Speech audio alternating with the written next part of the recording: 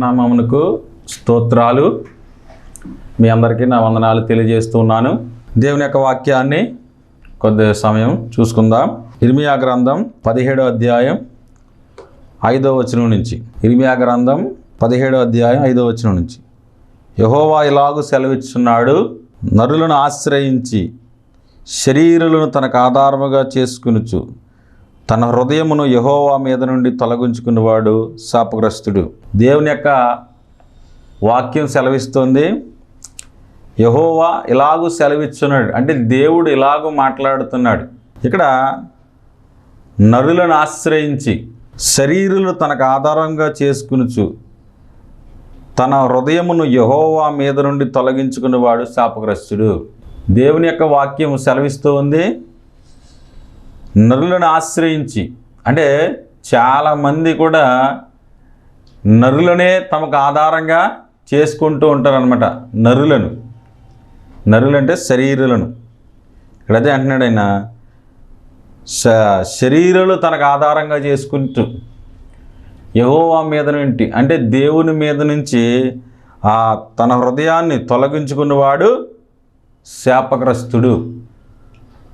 ఇక్కడ మనం ఈ వాక్యాన్ని మనం సరిగ్గా చూసుకున్నట్లయితే దేవుణ్ణి ఆశ్రయించాలి అని ఈ యొక్క వాక్యము కనబడుతోంది. చాలామంది నరులను ఆశ్రయిస్తారు. నరులను ఆశ్రయించడం అంటే వాళ్ళు మాకు తెలుసు, వీళ్ళు మాకు తెలుసు, వీళ్ళు మా వాళ్ళే, మా ఇంటి పేరటోళ్ళే, లేకపోతే మా గ్రామం వాళ్ళే, లేకపోతే మా వాళ్ళే అని అనుకుంటూ ఉంటారు. అయితే ఇక్కడ దేవుని వాక్యం సెలవిస్తుంది, శరీరులను తనకు ఆధారంగా చేసుకునేవాడు శాపగ్రస్తుడు. మనం ఆధారం చేసుకోవలసింది ఎవరిని అని ఇక్కడ దేవుని యొక్క వాక్యము సెలవిస్తుంది. దేవుణ్ణి మనం ఆధారంగా చేసుకోవాలి. నరులు ఏపాటి వారు నరులను ఆశ్రయంగా చేసుకుంటుంటారు. చాలామంది మాకు పలానా వ్యక్తి తెలుసండి, మాకు పలానా అధికారి తెలుసండి, మాకు పలానా ఒక వ్యక్తి తెలుసు, మాకు లేకపోతే ఇలా కొంచెం పలుకుబడి ఉన్న వ్యక్తి తెలుసండి, మాకు వాళ్ళు తెలుసు వీళ్ళు తెలుసు అంటూ ఉంటారు. అంటే చాలామంది ఏంటంటే మనుషులను బట్టి మనుషులే తమకు ఆధారం అన్నట్టుగా మనుషులే ఇక్కడ అదే వాక్యం సెలవిస్తుంది, మనుషులను తనకు ఆధారముగా చేసుకున్నవాడు శాపగ్రస్తుడు. మనకి యెహోవా మీద నుండి తన హృదయాన్ని తొలగించుకునేవాడు శాపగ్రస్తుడు. అంటే చూడండి, మనం ఎవరి మీద ఆధారపడాలి అని దేవుని వాక్యం సెలవిస్తుంది. యెహోవా ఇలాగూ సెలవిస్తున్నాడు. చూడండి, దేవుని వాక్యం ఎలాగ సెలవిస్తుందంటే మనము దేవుని మీద ఆధారపడాలి, మనుష్యుల మీద కాదు.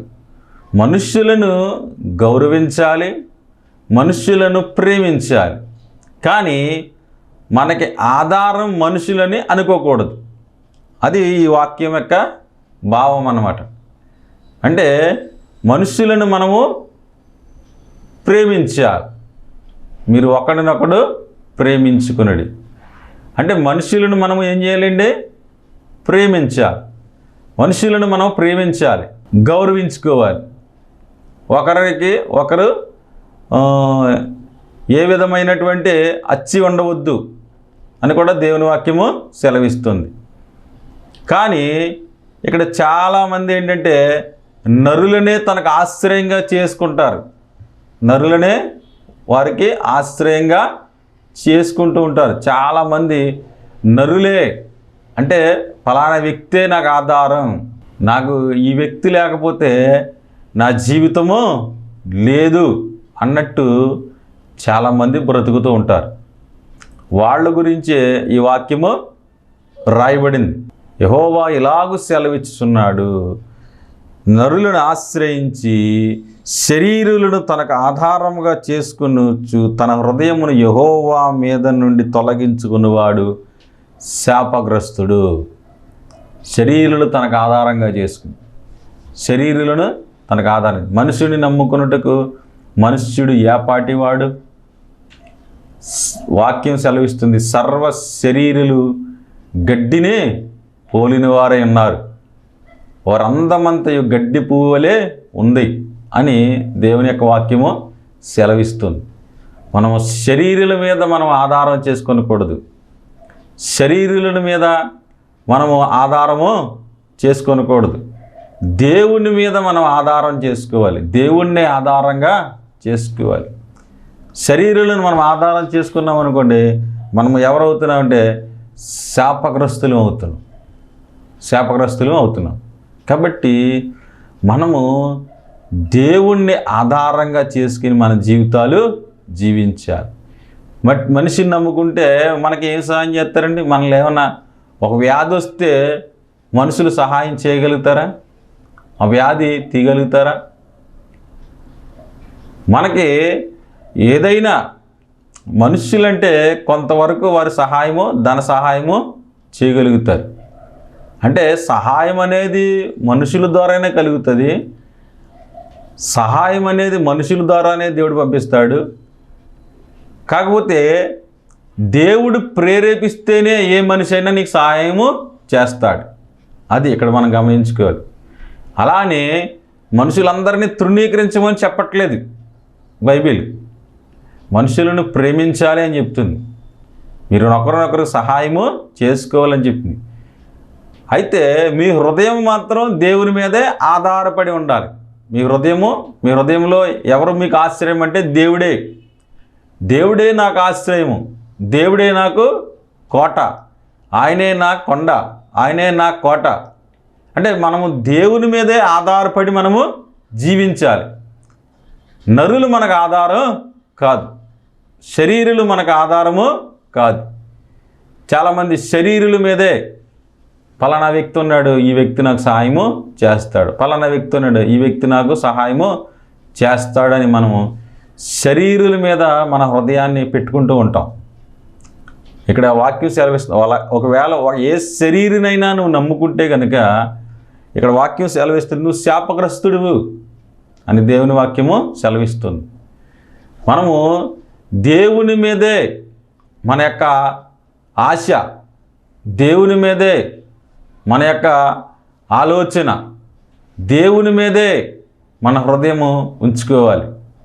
కానీ మనుషుల మీద మనము హృదయము ఉంచుకోకూడదు. మనుషుల వైపు మనము చూడకూడదు. మనం ప్రార్థన చేసుకోవాలి, దేవా నాకు సహాయము దయచే. ఏ వ్యక్తి దగ్గరికైనా మన సహాయానికి వెళ్ళేటప్పుడు మన ముందు దేవుని సహాయాన్ని అడగాలి. దేవా నాకు ఏ వ్యక్తి అయినా సాయం చేయాలంటే ఆ వ్యక్తికి నువ్వు సాయం చేయాలి.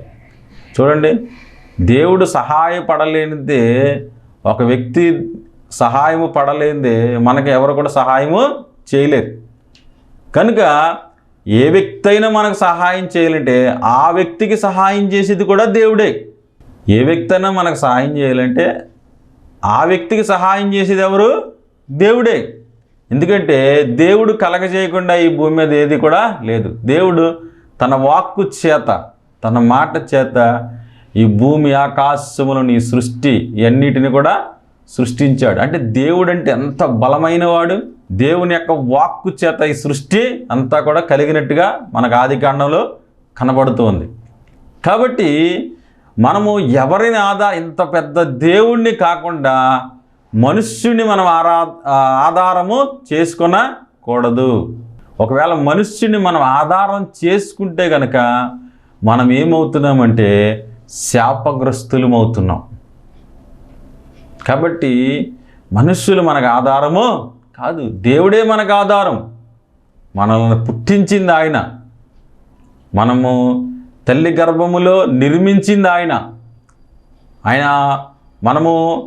మనకి కంటి ఐరిష్నిచ్చింది ఆయన, మనకి వేలిముద్రనిచ్చింది ఆయన, మన శరీర రూపాన్ని నిర్మాణం చేసింది ఆయన. కాబట్టి ఇవన్నీ కూడా దేవుడే మనకు కలగజేశాడు. మనకు చర్మాన్ని ఇచ్చింది ఆయన, మనకు కావలసిన ప్రతి అక్కర, ప్రాణము, ఆత్మ ఎన్ని ఇచ్చింది ఎవరు? దేవుడే. తల్లి గర్భంలో నిర్మించింది దేవుడే.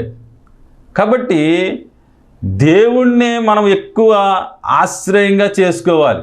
దేవుడు నాకు సహాయము చేశాడు, దేవుడే కదా నాకు సహాయము చేసింది. ఆ దేవుడినే నేను నమ్ముకుంటాను, నిజమైన దేవుడు ఆయన, నేను ఆయన్ని నమ్ముకుంటాను, నేను మరి వేరొకరిని ఎవరిని కూడా నేను నమ్మను అని నువ్వు జీవించాలి. నువ్వైనా నేనైనా జీవించాలి. మనకు శరీరుల ఆధారము కాదు. శరీరులను గౌరవించాలి, ప్రేమించాలి, సహాయం చేయాలి. అంతేగాని శరీరులు మనకు ఆధారంగా చేసుకొనకూడదు. ఒకవేళ శరీరులు తనకు ఆధారంగా చేసుకుంటే కనుక వాళ్ళు ఎవరంటే శాపగ్రస్తులు. చూడండి, శాపము నొందినటువంటి వాడు. దేవుడే సెలవిస్తున్నాడు, యెహోవా ఇలాగూ సెలవిస్తున్నాడు. కాబట్టి మనం మనుష్యులను ఆధారం చేసుకునే వారంగా మనము ఉండకూడదు. ఒకవేళ మనుషుల్ని ఆధారం చేసుకుంటే దేవుని దగ్గర ప్రార్థన చేసుకోండి, ప్రభువా నేను ఇప్పుడు వరకు ఈ మనుషుని ఆధారము చేసుకున్నాను గనుక నన్ను క్షమించు, చనిపోయే మనుషుకు నువ్వు ఎలా భయపడవలను అని దేవుని వాక్యం సెలవిస్తుంది.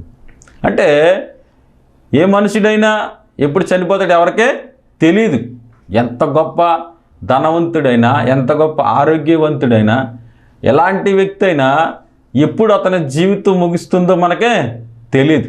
ఒక ఇద్దరు స్నేహితులు ఉన్నారంట. ఇద్దరు స్నేహితుల్లో ఒక అతనికి క్యాన్సర్ వ్యాధి వచ్చింది. క్యాన్సర్ వ్యాధి వస్తే తన స్నేహితుడి దగ్గరికి వెళ్ళి చెప్పాడంట, నాకు ఒక్కడే కుమారుడు ఉన్నాడు కదా, ఆ కుమారుడికి నువ్వు వివాహం జరిగించాలి, నాకు ఇలాగ క్యాన్సర్ వ్యాధి వచ్చింది, నేను ఒక 2 నెలల్లో చనిపోబోతున్నాను, నా కుమారుడి బాధ్యత అంతా నువ్వు తీసుకోవాలి, వాడికి మ్యారేజ్ చేయాలి, వాడికి ఈ లోక సంబంధమైనటువంటి ఒక తండ్రి లేని లోటు నువ్వు తీర్చాలి అని చెప్పాడంట తన స్నేహితుడితోటి. అప్పుడు ఆ స్నేహితుడు అన్నాడంట, నీకెందుకు, నేను చూస్తానులే, నువ్వేమీ బాధపడకు, నువ్వు ఈ చివరి దశలో నువ్వు నిశ్చింతగా ఉండు అని ఆ స్నేహితుడు ఇతనికి మాట ఇచ్చాడంట. మాట ఇచ్చిన తర్వాత ఈ రోగంతో ఉన్న స్నేహితుడు ఎంతో ఆనందం వచ్చిందంట అతని హృదయంలోనికి. అయితే వచ్చేస్తా వాళ్ళ ఇంటికాడి నుంచి వచ్చేస్తా మెట్లు దిగుతూ ఉన్నాడంట. మెట్లు దిగుతూ ఉంటే అప్పుడు ఒక తలంపు వచ్చిందంట ఆయన హృదయంలోకి, ఒక ఆలోచన. ఏమనంటే, నీకన్నా ముందు నీ స్నేహితుడు చనిపోతే నీ కుమారుని ఎవరికి అప్పచెప్తావు అని ఆలోచన వచ్చిందంట. ఎవరో ఒక స్నేహితుడు ఉన్నాడు, ఆ స్నేహితుడి చేతిలో పెడితే అన్నీ చూసుకుంటాడు అనుకుంటున్నావు కదా. ఒకవేళ నీకన్నా ముందు ఏమో నువ్వు 2 నెలలు బతుకుతాడని అన్నారు, నీ స్నేహితుడు 2 నెలలు బతుకుతాడని గ్యారంటీ ఉందా? గ్యారంటీ లేని జీవితాలు. ఈ దీపాలు ఎప్పుడు ఆరిపోతాయో ఎవరికే తెలియదు. ప్రయాణాలు చేస్తున్నారు అందరూ, చాలామంది ప్రయాణాలు చేస్తారు.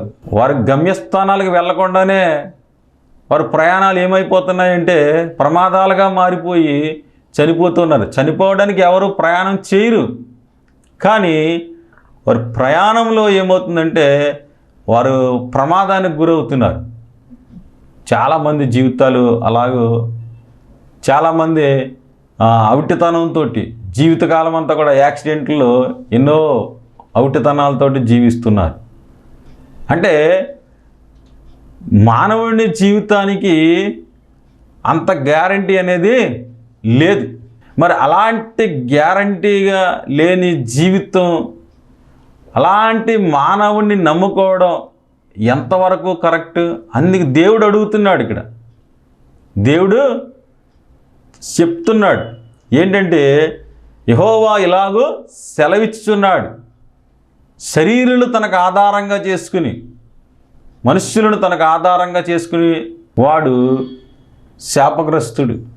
కాబట్టి మనం మనుష్యులని ఆధారం చేసుకునే వారంగా ఉండకూడదు. ఆ వ్యక్తికి చెప్పాడంటే దేవుడు, ఇప్పుడు ఎవరికి ఇస్తావు? నీ స్నేహితుడు నీకంటే ముందుగా చనిపోతే ఆ వ్యక్తిని, నీ కుమారుని ఎవరికి ఇస్తావు అంటే అప్పుడు ఆయనకు అర్థమైందంట. ఆయన వెంటనే మోకరించి, ప్రభువా నా కుమారుని నీ చేతికే ఇస్తాను నాయన, నేను మరీ ఎవరికి చేతిలో పెట్టను నాయన, నీవే నా కుమారుడికి అన్నీ కూడా సహాయం దయచేనాయన అని చెప్పి ఆయన ప్రార్థన చేశాడంట. కాబట్టి మనము మన సమస్యలను మనం ఇతరులకి అప్పచెప్పే వారంగా ఉన్నామేమో, మన సమస్యలు మనం ఇతరులకి చెప్పేవారు. చాలాసార్లు మనం ఇతరులకి చెప్పుకుంటాం మన సమస్యలు, కానీ వాటి వలన మనకి పెద్ద ఏమీ తీరేదే ఉండదు, కానీ ఎక్కువ మనమే అలరైపోతూ ఉంటాం. కాబట్టి ఇతరులను మనం ప్రేమించాలి, గౌరవించాలి తప్ప వాళ్ళే నాకు ఆధారం అన్నట్టుగా మనము జీవించకూడదు. వాళ్ళే నాకు ఆధారం అన్నట్టుగా మనము జీవించకూడదు. ఒకవేళ మనుషులే నాకు ఆధారం, ఫలానా వ్యక్తి నాకు ఆధారం, ఈ వ్యక్తి ఆధారం అని జీవిస్తే కనుక ఇక్కడ వాక్యం సెలవిస్తుంది, శాపగ్రస్తుడు. మనుషులు నమ్ముకునేవాడు ఎవరండి? శాపగ్రస్తుడు అని దేవుని యొక్క వాక్యము సెలవిస్తుంది. కాబట్టి మనం మనుషుల మీద ఇప్పటివరకు ఆధారపడ్డామేమో. ఇదిగో నా పిల్లలు నన్ను చూస్తారు, తల్లిదండ్రులకి ఏమైనా ఆశ ఉంటుందంటే నా పిల్లలు నన్ను చూస్తారు, లేకపోతే భార్యకి ఏమైనా ఉంటుందంటే భర్త నన్ను చూసుకుంటాడు, సరిగ్గా చూసుకుంటాడు. అంటే మనుషులే కదా, ఎన్ని బంధాలే కదా. కానీ మనము మానవ సంబంధాల్లో ఉన్నటువంటి ఈ బంధాల కంటే దేవుడు నాకు సహాయము చేస్తాడు, నా భర్తని దేవుడు కాపాడుతాడు, కాబట్టి నా భర్త నన్ను చూస్తాడు, నా భర్త నన్ను ప్రేమిస్తాడు. తల్లిదండ్రులైనటువంటి వారు కూడా ప్రార్థన చేయాలి, దేవా నా బిడ్డలకు ఆరోగ్యం దయచే, నా బిడ్డలను కాపాడు. అప్పుడు నువ్వు దేవుని మీద ఆధారపడితే అప్పుడు నీ బిడ్డలు నిన్ను చూస్తారు. అంతేగాని మాకు మా అబ్బాయి ఉన్నాడు, వాడు ఉండగా నాకేమీ లోటు లేదు అని అనుకోకూడదు. లేకపోతే నాకు ఫలానా ఆయన ఉన్నాడు. శరీరులు అంటే ఎవరైనా శరీరులే. మన హృదయము యెహోవా మీద ఉండాలి. యెహోవా మీద నుంచి కాక ఏ మనుష్యుడి వైపైనా మన హృదయాన్ని తిప్పితే మనం శాపగ్రస్తులం అవుతామని దేవుని వాక్యము సెలవిస్తుంది. కాబట్టి మనుష్యుల వైపు మనం చూడకూడదు, మనుషుల వైపు మనము చూడకూడదు. మనకు సహాయం చేసేది దేవుడే. మనుషులైతే మనం బాగుంటే మనల్ని పొగుడుతారు. మనం ఒకవేళ అప్పులైపోయి మనకి సమస్యలు తెచ్చుకుంటే మన పక్షాన్ని ఎవరు కూడా ఉండరు, మనతో ఎవరు కూడా మాట్లాడరు, మన వైపు ఎవరు కూడా చూడరు. మనం ఒకవేళ అనారోగ్య సమస్య వచ్చేసి హాస్పిటల్లో ఉంటే, ఒకవేళ హాస్పిటల్లో బిల్లు కట్టే పరిస్థితి లేదనుకో, మన దగ్గరికి ఎవరు కూడా సరిగ్గా రారు. ఎందుకంటే అప్పుడు దాకా మా వాళ్ళే అని పొగిడినటువంటి వారు దగ్గరికి వస్తే మరలా ఈ యొక్క డబ్బులు మనం కట్టవలసి వస్తుందేమో అని కూడా చాలామంది వెనుదిరిగిపోతారు. కాబట్టి మనం మనుషులను ఆధారం చేసుకోకూడదు. మనం ఎవరిని ఆధారం చేసుకోవాలంటే దేవుణ్ణి ఆధారం చేసుకోవాలి. ఒకవేళ మనుషుల్ని ఆధారం చేసుకున్నామంటే మనం ఏమైపోతున్నాం అంటే శాపగ్రస్తులం అయిపోతున్నాం. కాబట్టి మనము శాపాలు తెచ్చుకునేలాగా మనము జీవించకూడదు. దేవుణ్ణే మనకి ఆధారం చేసుకుని మనము జీవించాలి. ఇక్కడ అన్నాడు, యెహోవాను నమ్ముకునేవాడు ధన్యుడు. ఆ ఇర్మీయా గ్రంథం 17వ అధ్యాయం 7వ వచనం ఉంటుంది, యెహోవాను నమ్ముకునేవాడు ధన్యుడు, యెహోవా వానికి ఆశ్రయముగా ఉండును. ఇక్కడ చూడండి ఏమంటున్నాడండి ఆయన. దేవుని వాక్యం ఏం సెలవిస్తుంది? యెహోవాను నమ్ముకునేవాడు ధన్యుడు. ధన్యుడు అంటే గొప్పవాడు, లేకపోతే భాగ్యవంతుడు.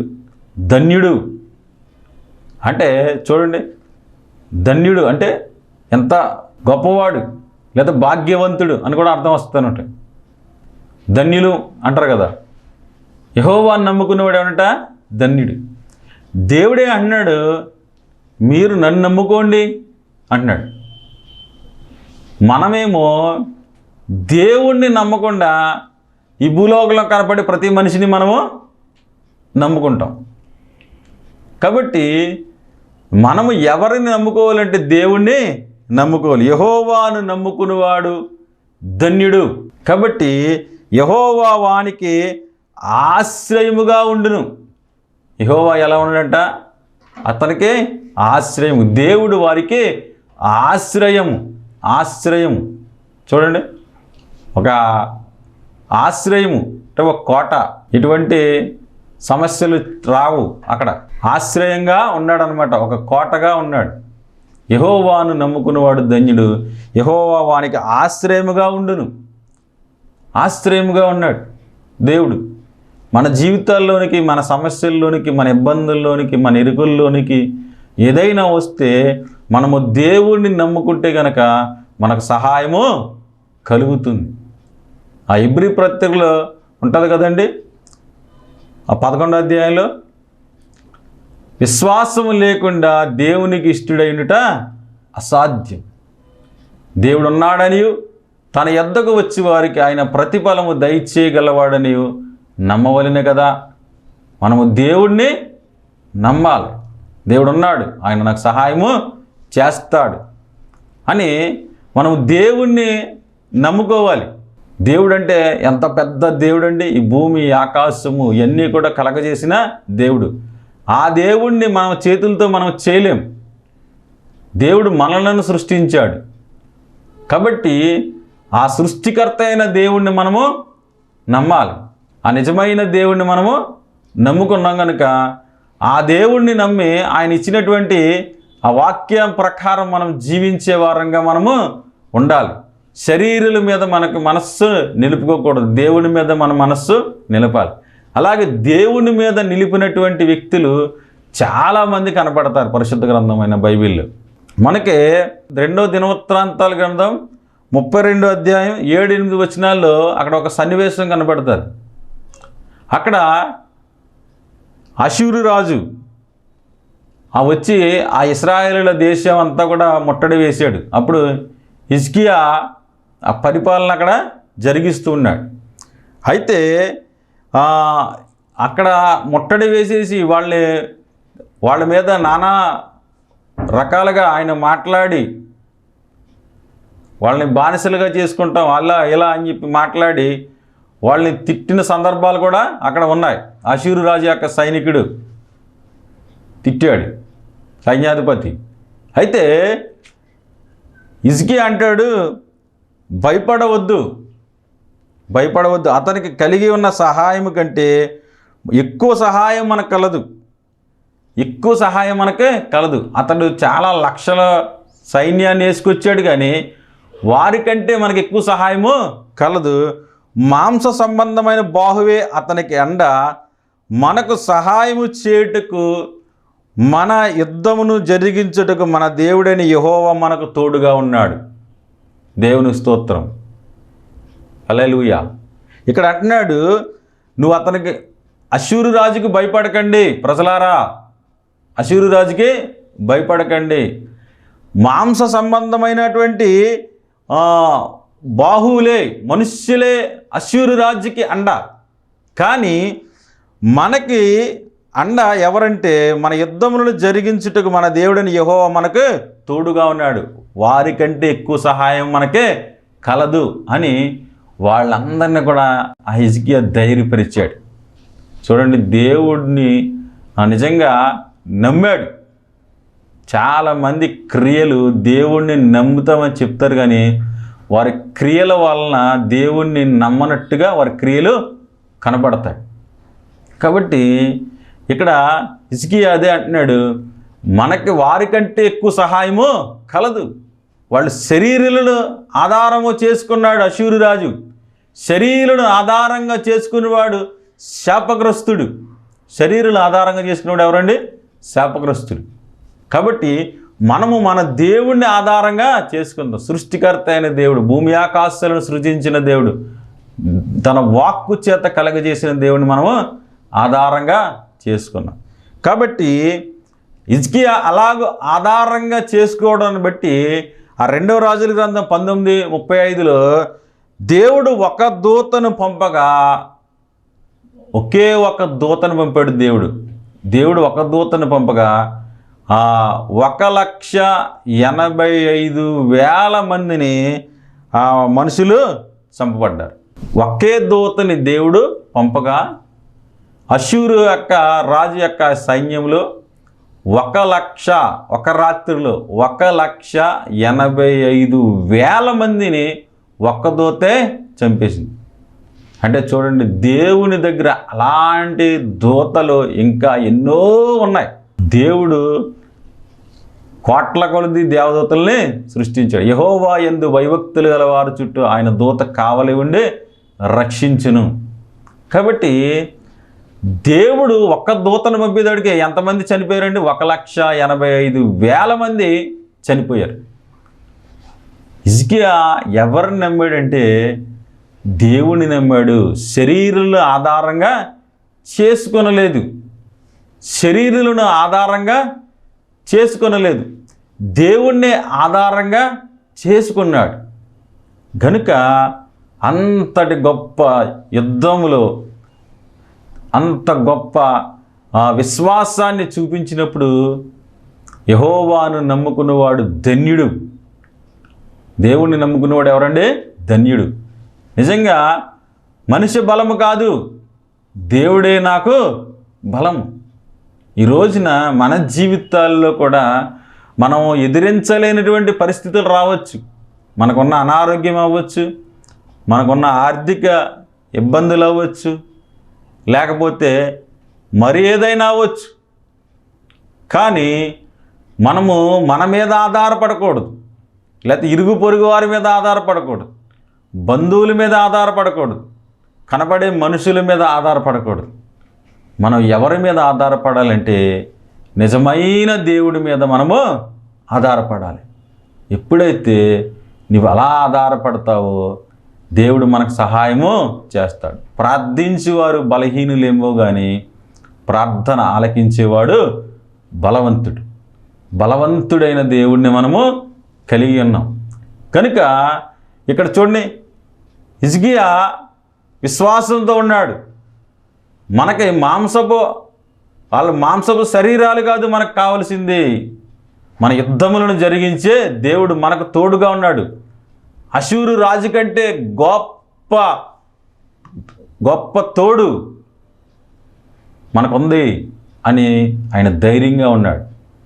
కాబట్టి ఈ సన్నివేశాల వలన మనకే ఈ వాక్యం చదువుతున్నాడు మనకేమర్థమవుతుందంటే మన హృదయములను దేవుని మీదే మనం ఉంచుకోవాలి. దేవుని మీద ఉంచుకోకుండా మనుష్యుల వైపు, ఈ లోక సంబంధమైన మనుషుల వైపు చూస్తే మనం శాపగ్రస్తులు అవుతాం. కాబట్టి దేవుని మీద ఆధారపడిన హిజ్కియా అతడు గొప్ప మేలు పొందినట్టుగా మనకే కనపడుతుంది. కాబట్టి మనం దేవుని మీదే ఉండాలి. దేవుడు ఎంతో శక్తి కలిగినటువంటి వాడు, ఆయన మీదే మనం ఎల్లప్పుడూ ఆధారపడాలి. దేవుడే అంటున్నాడు, నా మీద ఆధారపడండి అని ఆయనే అంటున్నాడు. యెహోవాను నమ్ముకున్నవాడు ధన్యుడు, మీరు నా మీద ఆధారపడండి, ధన్యులుగా జీవించండి అని దేవుడే అంటున్నాడు. కనుక మనం ఈ దినము నుంచి దేవుని మీద ఆధారపడదాం. మనకున్న సమస్యలు, మనకున్న ఇరుకులు, మనకున్నటువంటి ఏదైనా సరే దేవునికి చెప్దాం. దేవుడు తన చిత్తానుసారంగా మనకి మేలు చేస్తాడు. దేవుడి మాటలు దీవించునుగాక. ఆమెన్. చిన్న ప్రార్థన చేద్దాం. పరిశుద్ధుడు అయిన మా తండ్రి, కృపగలిగిన యేసయ్యా నీకు స్తోత్రాలు. ఈ వాక్యం విన్న బిడ్డలను దీవించు, వారికి ఆరోగ్యాలు దయచే, కృప చూపించు, దయ చూపించు. వారి శరీరాలను ఆధారంగా చేసుకోనకుండా నిన్నే ఆధారంగా చేసుకుంటూ జీవించేలాగా సహాయం దయచేయమని ప్రభువును రక్షకుడు నజరేయుడైన యేసుక్రీస్తు నామమున ప్రార్థన చేస్తున్నాం పరమ తండ్రి. ఆమెన్. ఆమెన్. అందరికీ వందనాలండి.